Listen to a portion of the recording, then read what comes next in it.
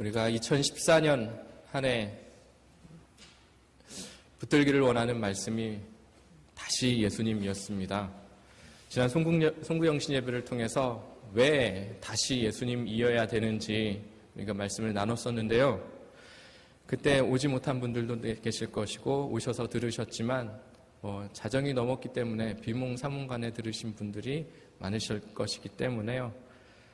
리마인드를 돕기 위해서 얘기를 하나 드리는데 영화 대부의 한 장면을 잠깐 소개해 드리려고 합니다. 마피아의 대부인 알파치노가 어느 날 추기경을 찾아갑니다. 그리고는 자기 고백을, 이런 고백을 합니다. 제가 이제 모든 불법적인 비즈니스에서 손을 뗍니다. 도박, 매춘, 마약, 이 모든 불법에서 손을 떼고 이제는 합법적인 비즈니스만 합니다. 그러면 이제는 저는 구원받을 수 있습니까? 그렇게 묻습니다.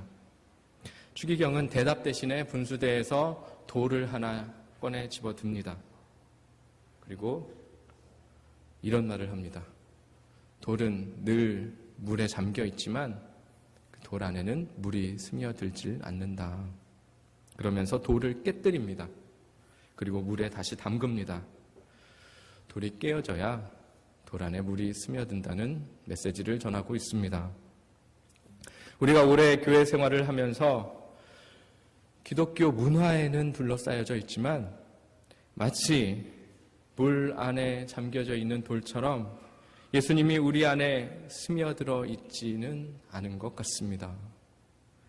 예배도 드리고 봉사도 하면서 교회 생활은 더 익숙해지고 있는데 예수님을 만나서 깊이 스며들었던 그때와는 다른 것 같습니다. 어느새 내 안에 예수는 희미해져 버리는 것 같고 교회 안에서 뭔가 열심히 하고는 있지만 그것은 더 이상 예수님 때문이 아닌 것 같습니다. 여러분이 만약 그렇다면 우리 어떻게 해야 되겠습니까? 다시 예수님께로 돌아가야 됩니다. 다시 우리가 예수님께로 스며들어야만 되겠습니다. 복음의 핵심으로 돌아가서 다시 나를 일깨워야만 하겠습니다. 그래서 올해 시작을 예수 그리스도에 대해서 집중적으로 한번 생각해 보는 것으로 한 해를 시작해 보려고 합니다. 그 시간 동안 말씀을 통해 주시는 예수님을 다시 한번 볼 수 있었으면 좋겠고요. 말씀을 통해 들려주시는 예수님께 다시 스며드실 수 있는 여러분 되시기를 바랍니다. 예수님에 대해서 생각해 볼 텐데 예수님의 하신 일 핵심은 세 가지입니다. 성육신, 좀 어려운 말이지만 성육신, 십자가, 부활, 이 세 가지가 핵심인데요. 그 중에서 오늘은 성육신을 생각해 보려고 합니다. 하나님이신 예수님이 이 땅에 인간의 몸을 입고 오셨습니다. 그래서 예수님은 완전한 인간이시면서 동시에 완전한 하나님이십니다. 이것을 어려운 말로 성육신, 인카네이션이라고 합니다. 많은 이단들이 예수님의 이 성육신을 조금씩 비틀어서 거짓된 메시지를 만듭니다. 우리가 이단과 기독교를 분별할 수 있는 안목이 있어야 되는데 여러분 어렵다 마시고 교리라고 해서 어렵다 마시고 조금 집중해서 끝까지 들어주시면 의외로 쉽습니다. 예수님의 성육신을 비틀어 거짓 메시지를 전하는 이단들 중에 예수님이 하나님이 아니라 사람이다. 그냥 조금 위대한 사람이었다. 라고 예수님의 인성만을 극단적으로 강조했던 이단들이 있었습니다. 그리스 철학을 연구했던 초대교회 신학자들 중에 예수님은 그냥 위대한 사상가였다. 마치 소크라테스와 같이 위대한 사상을 가진 선하고 의로한 사람이었다라고 주장한 사람들이었습니다. 예수님은 성령으로 잉태되지 않았는데 나중에 요단강에서 세례를 받는 그 순간에 신이 내려서 하나님의 아들이 되었다, 하나님이 되었다라고 주장합니다. 예수님이 태어날 때부터 하나님의 아들이 아니라 한참 살다가 나중에 요단강에서 신접했을 때 그때 신이 되었다는 것입니다. 잘못된 거죠. 그런데 이 사상을 지금도 가르치는 사람들이 있습니다. 그들은 스스로를 하나님의 교회라고 부르고요. 우리는 그들을 신천지라고 부릅니다. 인간 예수를 강조하는 것입니다. 그래야지 자신들의 교주와 예수님이 엇비슷해지는 거죠. 같은 인간이니까.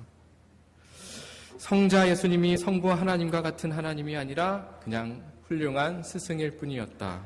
그러므로 예수님은 완전하지도 않고 전능하지도 않은 그런 부족한 존재다. 이것은 우리가 또 많이 알고 있는 무서운 이단인 여호와 증인의 교리이기도 합니다. 그러나 여러분, 이단만 예수님의 인간성만 간주하는 게 아니에요. 정통교회에서도 예수님의 인성을 극단적으로 강조한 경우들이 있었습니다. 19세기 독일에서는 인간 예수를 극대화해서 그때 자유주의 신학을 만들었습니다. 예수님이 성육신하신 하나님이 아니고 그냥 선한 그리고 도덕적인 가르침을 주셨고 바르게 잘 사신 분이었다 가르칩니다. 예수님은 그저 어떻게 하면 구원을 얻을 수 있는지 모범을 보여주신 분이라는 것입니다. 좋은 구원을 위한 좋은 가르침을 주셨고 또 모범을 보이셨지만 그분은 구원자는 아니다라고 믿습니다. 독일의 자유주의 신학이 바로 그렇습니다. 그 예수님의 구원의 모범을 따라서 그 본보기를 따라서 그대로 따라하는 사람들이 구원받는다고 주장합니다. 고개를 끄덕거리시는 분들이 있는데 솔깃하실 수도 있는데요. 여러분 정말 그렇습니까? 터무니없는 거죠. 모범을 보면 그 모범대로 따라할 수 있습니까? 아닙니다. 타이거 우즈의 그 모범적인 스윙을 보면 똑같이 그렇게 뛰어난 골프를 칠 수 있습니까? 김연아의 모범적인 스케이팅을 보면 김연아처럼 화려한 스케이팅을 연출할 수 있을까요? 놀리는 것도 아니고요. 안 하고 싶어서 안 하겠습니까? 못하니까 못하죠. 능력이 안 되는 것입니다. 예수님처럼 살면 되는 것을 모르는 사람이 어디 있습니까? 그러나 우리는 죄로 망가졌기 때문에 선한 것을 알더라도 우리가 선을 행할 수 없는 존재들입니다. 이걸 어려운 말로 전적 부패라고 해요. 우리의 본성이 부패했기 때문에 우리가 아무리 선을 행하려고 해도 온전한 선을 행할 수 없는 존재들입니다. 구원은 우리가 그래서 노력해서 얻을 수 있는 게 아닙니다. 구원은 불교나 유교처럼 어떤 열심히 공덕을 쌓는다고 해서 얻어낼 수 있는 것이 아닙니다. 구원은 우리의 밖으로부터 오는 것입니다. 내가 이룰 수 있는 게 아니에요. 하나님께서 선물로 주신 것이 구원입니다. 그래서 구원은 하나님의 선물입니다. 그래서 구원을 받는다고 합니다. 선물을 받듯이 받는다고 합니다. 또 예수님의 인성을 강조해서 나온 이야기, 재미있는 이야기가 다빈치 코드라는 게 있죠. 재미있는 소설입니다. 예수님이 결혼을 하셔서 아내가 있다고 하고요. 그 아내 사이에 아이가 있었고요. 그 아이로 쭉 나온 후손이 있다는 것입니다. 이 땅 어딘가인가 그 예수님의 후손이 살고 있다. 그 후손을 찾는 게 다빈치 코드의 주요 재미있는 이야기거리죠. 하지만 소설은 재밌지만 전혀 사실은 아니죠. 한국에서도 인간 예술을 극도로 강조한 것이 우리 60년대, 70년대 민중신학이라는 것이 있었습니다. 예수님이 마치 홍길동이라든지 장길산 같이 혁명가였다. 민중의 대변인이었다. 가난한 민중을 봉기시킨 지도자였다. 라고 말하는 사람들이 있었습니다. 그러나 여러분, 아닙니다. 예수님은 도덕적인 스승도 아니고요. 어떤 혁명가도 아닙니다. 누구십니까? 예수님은 하나님의 아들이십니다. 하나님이십니다. 인간이신 예수님만 너무 강조한 사람들은 이와 같이 예수님의 신성을 부인하는 잘못된 이단이 되었습니다. 예수님은 100% 인간이시지만 동시에 100% 하나님이십니다. 이와 정반대로 예수님의 신성만 강조한 사람들이 있었습니다. 처음으로 그렇게 생각했던 사람들을 영지주의라고 부릅니다. 이단이었습니다. 예수님은 하나님이었지만 인간은 아니라고 합니다. 예수님의 몸은 그저 환형이었다고 합니다. 인간처럼 보였던 것이지 산신령 나타나듯이 그렇게 환영이었다는 것입니다. 사실 그것은 진짜 육체가 아니었다고 주장합니다. 어떻습니까? 정말 그럴까요? 예수님은 제자들이 직접 만질 수 있는 분이셨고요.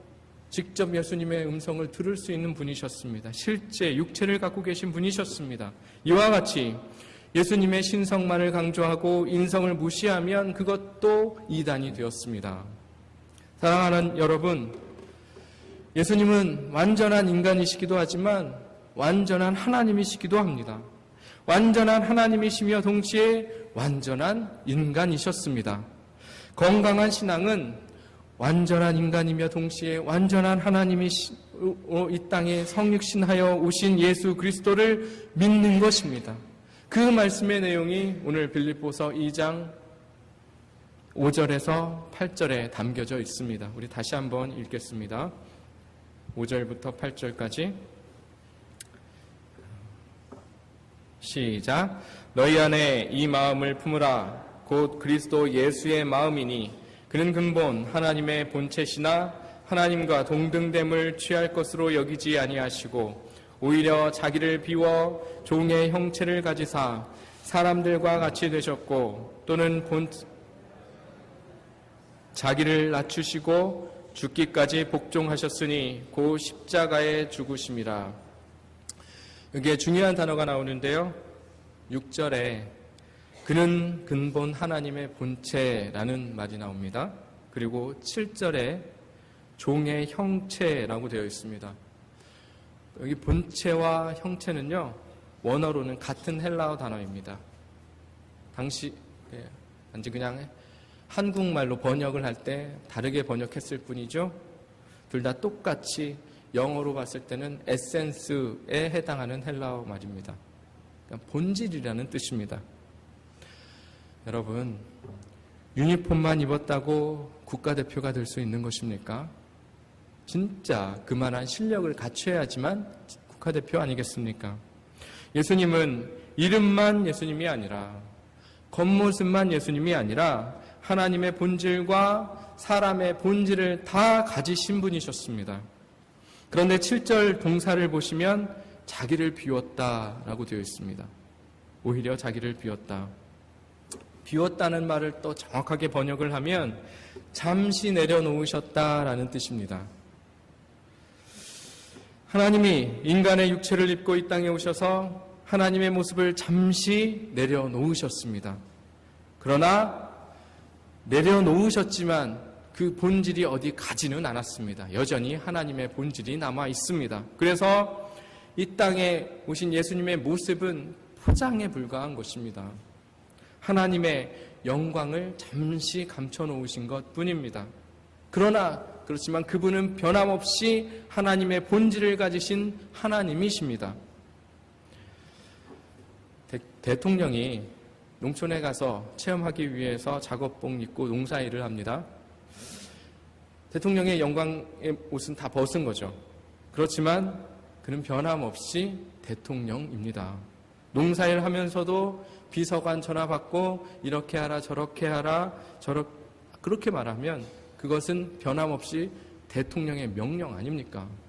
마찬가지로 예수님께서 하늘 영광 자리에서 내려오셔서 영광스러운 옷은 다 벗으셨지만, 그래서 이 땅을 밟고 다니셨지만 예수님은 여전히 하나님이셨습니다. 여전히 하나님이시기 때문에 죽은 자를 살리실 수 있었고 무리를 걸으실 수 있었고 5,000명을 먹이실 수 있으셨습니다. 그러므로 성육신이라는 것은 완전한 하나님의 본질 위에 완전한 인간의 본질이 같이 가는 것입니다. 공존하는 것입니다. 그러나 성육신이 말처럼 그렇게 쉽지만은 않았습니다. 업그레이드는 쉽습니다. 그런데 다운그레이드는 받아들이기가 어렵습니다. 큰 집 살다가 작은 집으로 가보셨습니까? 죽을 맛입니다. 또 늘 고급 차만 탔었는데 덜컹이는 작은 차를 타야만 한다면 참 속상한 일입니다. 인간도 올라가는 것은 쉬운데요. 올라갈 수는 있는데 뚝 떨어져서 내려오면 참 힘이 듭니다. 하나님의 레벨에서 인간의 레벨로 내려온다는 것은 대단히 고통스러운 일이었습니다. 어떤 사람이 아메리칸 이글, 미국 독수리를 잡았습니다. 새 장에 가둬두고 먹이를 먹였습니다. 하지만 2주 만에 죽고 말았습니다. 배고파서 죽은 게 아닙니다. 견딜 수가 없어서 죽었습니다. 큰 날개를 가진 독수리는 광활한 그랜드 캐년 하늘을 누비며 살아야 하는데 그 좁은 새 장에 닭처럼 갇혀서 하늘 제왕으로서의 영광이 뺏겨버리니까요. 견디지 못하고 죽은 것입니다. 마찬가지입니다. 수백억 광년의 우주를 광활하게 누비시던 하나님께서 콩알만한 이 땅에 베들레헴의 아기 예수로 나셨을 때 얼마나 답답하고 얼마나 고통스러우셨겠습니까? 마음만 먹으면 우주 이 끝에서 저 끝으로 다니실 수 있는 분이 땅에 발을 디디시고 걸어 다녀야만 하는 3차원적인 인간의 몸을 입었다는 것, 쉬운 일이 아니었습니다. 그러므로 여러분, 예수님께서 성육신 하셨다는 것, 이 땅에 인간의 몸으로 오셨다는 것은 예수님의 사랑의 하나였습니다. 그런데 여러분, 예수님의 그 성육신이 도대체 우리에게 무슨 의미가 있는 것입니까? 알겠는데, 예수님이 하나님이시며 인간인 거 알겠는데, 그게 우리에게 무슨 유익이 있는 것입니까? 그분이 완전한 인간이시기 때문에 우리 인간들을 이해하시는 분이십니다. 언젠가 우리 한국 정치인들 중에 버스비를 몰라서 곤욕을 치른 분이 계시고요. 라면값을 몰라서 조금 망신당한 적이 있었습니다. 그런 분들이 계셨습니다. 높은 사람들이, 재벌들이 서민들의 생활을 헤아리기 어렵듯이 레벨이 다르면 이해하기가 어렵습니다. 그러나 예수님은 우리의 삶 속에 직접 들어와 사셨던 분이셨습니다. 그 당시 사회에서 가장 낮은 신분으로서 묵수로 사셨고, 가장 촌동네에서 가진 육체노동과 배고픔과 배신을 겪으신 주님이시기 때문에 우리가 언제든지 주님을 찾아 나아가면 그분이 우리를 헤아려 주시고 만져주시고 이해하실 수 있는 것입니다. 그렇지만 이해하는 것만으로 끝나고 우리를 도와주실 수 없다면 그것 또한 의미 없겠죠. 예수님은 우리의 문제를 다 겪어보셨지만 우리의 한계를 초월하신 분이셨습니다. 그는 단순히 우리가 본받아야 될 도덕적인 스승이 아니라 이 땅을 사시면서 하늘의 능력을 행하셨던 분이셨습니다. 문제를 겪기도 하셨지만 그 문제 위에 계셨던 분이셨습니다. 그래서 예수님께서는 5,000명이 배고프다고 하셨을 때 5,000명을 불쌍히 여겼을 뿐만 아니라 그들을 도우실 수 있는 분도 되셨습니다. 풍랑을 그냥 이겨내시는 것이 아니라 예수님은 풍랑을 한 말씀으로 잠잠케 하시는 분이셨습니다. 수준 자체가 달랐습니다.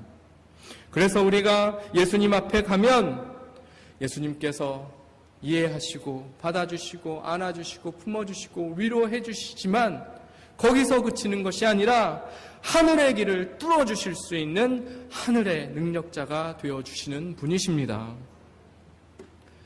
이사야 40장 30절 31절 말씀 제가 읽어드리겠습니다.